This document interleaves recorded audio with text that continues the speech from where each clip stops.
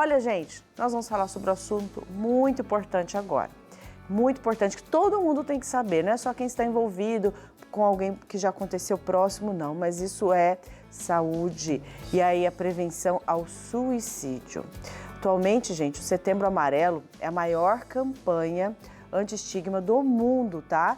Em 2023, o lema é: se precisar, peça ajuda. É a frase que a gente mais fala aqui no Benção da Manhã. Você está precisando?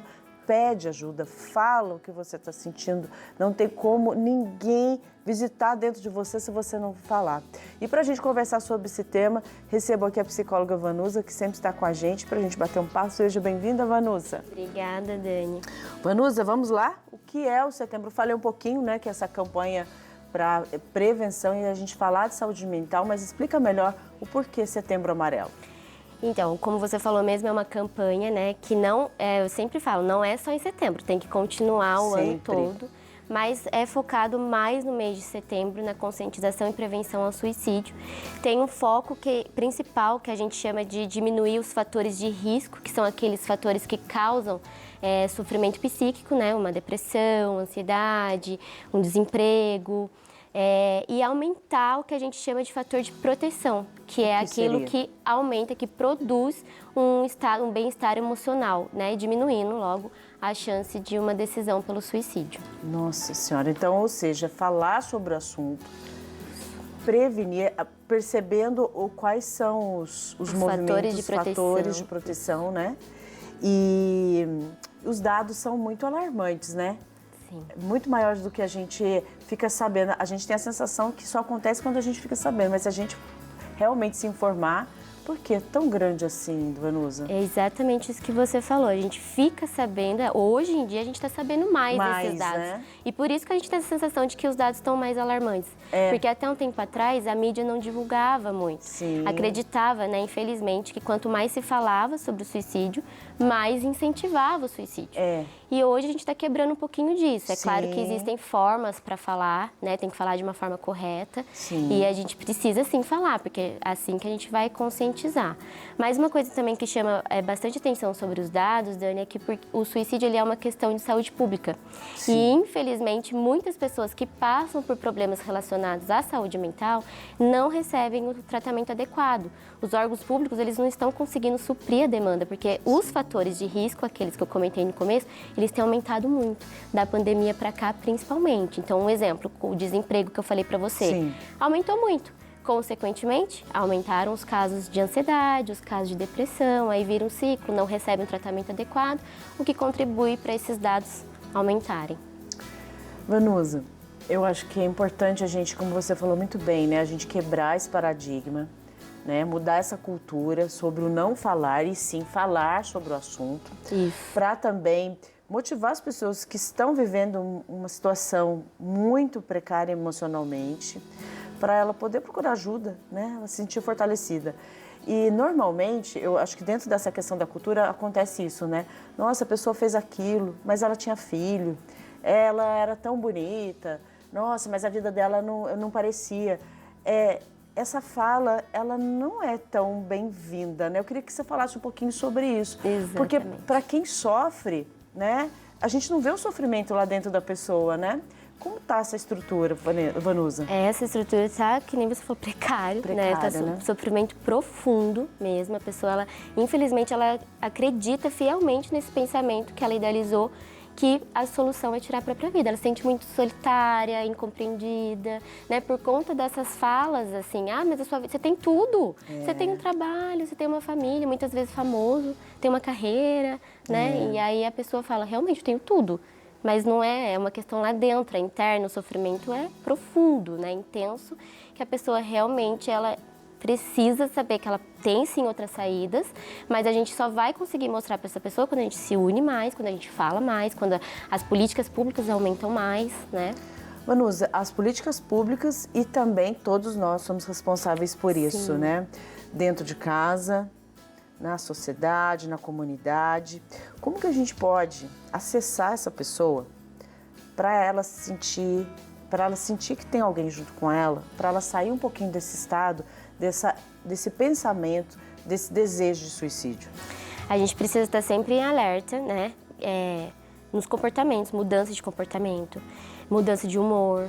Então, a gente usar um pouco da nossa sensibilidade para a gente ouvir, para a gente acolher, para a gente oferecer ajuda, orientar, procurar uma ajuda profissional, quebrar também, porque a gente tem também um tabu de psiquiatra, psicólogo, ser uma coisa, né, só errada. Exatamente. Mas não, então a gente oferecer também, orientar, procurar ajuda profissional também é muito importante. E como você falou, falar em casa, na escola, na TV, na internet, porque antes também não era muito falado, né? Se tivesse um assunto sobre isso, também cortava, não vamos falar sobre isso. Mas é importante falar. É muito triste, né? É muito triste. E existe tantos... as pessoas fantasiam tanto, né? E querem descobrir o porquê que a pessoa decidiu, né? Como se existisse um motivo externo, né? E você explicou bem que é um motivo que vem, isso está lá dentro da pessoa, né? E não é uma causa única. Muitas vezes é um conjunto desses fatores de risco. Então, vai acumulando esses problemas, digamos assim, né? Esses problemas de saúde mental. E a pessoa vai acumulando e não vai encontrando uma saída. Por isso é importante procurar ajuda, né? E aí a gente pode, então, considerar que essa pessoa ela está doente. Sim. Né? Porque na visão das pessoas, essa pessoa que toma uma atitude assim, ela é como se ela não tivesse doente e ela fizesse aquilo como realmente um caso pensado friamente, né? Ou seja, ela está profundamente doente. Sim. Muitas pessoas falam, nossa, o que aconteceu, como que a pessoa conseguiu fazer isso, né? Infelizmente colocam a palavra como a pessoa tem coragem. Não é um ato de coragem. Não é, gente. É um sofrimento. Nossa Senhora da Aparecida. As pessoas falam, nossa, como ela pode... Como você... Olha, eu acho que muito bem essa fala, né? Como nós julgamos. Gente, a situação já é tão triste, tão precária, né? E nós, que às vezes, quando a gente sabe desse assunto, sabe de um acontecimento assim, a gente julga, né? Como a pessoa pode ter coragem de fazer aquilo com a própria vida? Gente, essa pessoa estava extremamente doente, necessitada de cuidado. E isso, como a Vanusa falou, não tem classe social, não tem idade, né? Exatamente. Os sinais, Dani, também é importante falar que eles nem sempre são muito visíveis, né? Porque as pessoas falam, essa pessoa estava dando sinal. Ela estava sim, mas muitas vezes não são, a gente não consegue enxergar. E quando a gente enxerga o sofrimento dessa pessoa, muitas vezes a rede de apoio, a família, também não consegue agir. Por isso é importante encaminhar, orientar uma ajuda profissional. Porque às vezes a pessoa em casa também não vai saber o que falar, né? Ouvir é uma ótima forma de ajudar, de prevenir. Mas esses sinais, eu costumo também deixar claro isso, porque as pessoas que ficam, né, sentem culpa. Como eu não percebi, como eu não vi, como eu não ajudei. Porque muitas vezes a pessoa também não consegue ajudar. Nossa Senhora, é muito triste. E aí, como que a gente pode então identificar se há sinais, quais são? Então, como eu falei, a mudança de comportamento, a gente precisa ficar um pouquinho mais atento. O que a pessoa tem falado ultimamente? Não vejo sentido na vida. O que eu tô fazendo aqui? Né? Então, as falas dela faz muito sentido. A gente também tem que ficar em alerta, mudança de humor, então aquela tristeza profunda que não passa, porque tristeza a gente sente mesmo. Sente. Mas aquela que não passa, já tem um tempo, a gente tem que ficar um pouquinho mais em alerta, né? Esse isolamento, a pessoa começa a se isolar, e aí melhora rápido, aí de repente ela tá numa festa, tudo bem, ela tá seguindo uma vida normal, aí depois ela volta também. Então, ela oscila muito. Né? Então, a gente tem que estar sempre, assim, percebendo. Que tem alguma coisa aí. Tem alguma coisa aí. Que horror. E como que a gente pode ajudar, assim, como nós que estamos, talvez, querendo ajudar alguém, quem que a gente deve procurar ajuda? Como que a gente deve fazer? Os profissionais que cuidam da saúde mental são os médicos, psiquiatras e os psicólogos. Mas como eu comentei com você que o suicídio, ele é considerado um problema de saúde pública, né? Ele envolve também fatores sociais, biológicos, genéticos também. Então, é um acompanhamento multidisciplinar. Então, o CRAS, o CAPS, né? Sempre tem que ter ali, um trabalho em conjunto para esses profissionais identificar, analisar e fazer um tratamento correto. existem muitas situações, você falou, né, das pessoas que às vezes acontece, a pessoa se sente culpada, né? É difícil ressignificar essa vida, né? De uma situação tão próxima. Eu acho que aí essa pessoa também precisa tanto de ser acompanhada, de ser olhada, né? Sim. É porque ela poder dar um novo sentido à vida próximo de alguém que cometeu um suicídio é muito grave, né? Sim, por isso que eu reforço aqui as políticas públicas. Sim. As cidades, né, elas precisam identificar isso e oferecer o apoio, inclusive, para as famílias. Sim. Claro, os serviços de apoio e acolhimento para a pessoa que está em sofrimento, mas também para essa rede de apoio, porque, como eu falei, às vezes as pessoas não conseguem ajudar. Não tem uma estrutura mesmo. Tá tudo bem, a pessoa também não vai conseguir. E aí, tendo essas redes de apoio, esses fortalecimentos de campanhas mais efetivas e tudo mais, consegue ajudar. As pessoas vão aprendendo, né? E aí vão ajudando. É formar realmente essa cultura, né?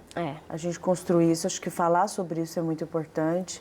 E cada um também, a gente consegue ajudar essa política? Como que a gente consegue fazer isso acontecer na política pública? A política pública tem a ver mais com os órgãos públicos, certo, né? Agora, a gente mesmo, o que eu costumo falar? Sensibilizar, ouvir, acolher, orientar. Quando eu falo da política pública, orientar pro atendimento, né, para o profissional, acompanhamento profissional.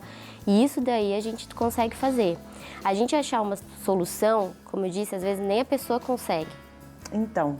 E aí, se você ouvir essa pessoa, você acolher, você falar que tá tudo bem sofrer, porque existe também esse negócio de que eu não posso sofrer, não posso pedir ajuda, né? E, infelizmente, as pessoas que pedem ajuda muitas vezes não se sentem compreendidas, o que vai reforçando essa cultura de não pedir ajuda. Então, tem que voltar pra gente fazer um esforço de compreender, fazer um esforço de acolher, né? Tudo isso para ajudar essa pessoa.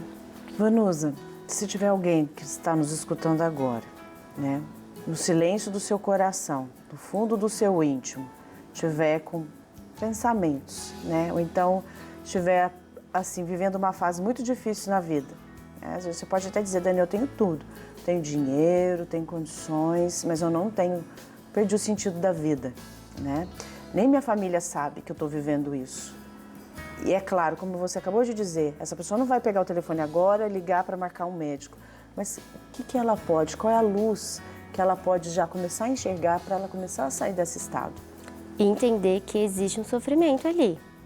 Que ela está passando por alguma situação difícil, algum sofrimento psíquico, algum fator de risco está acontecendo e que ela precisa identificar, que ela precisa se reconectar. Por isso a importância de tratamento com um profissional.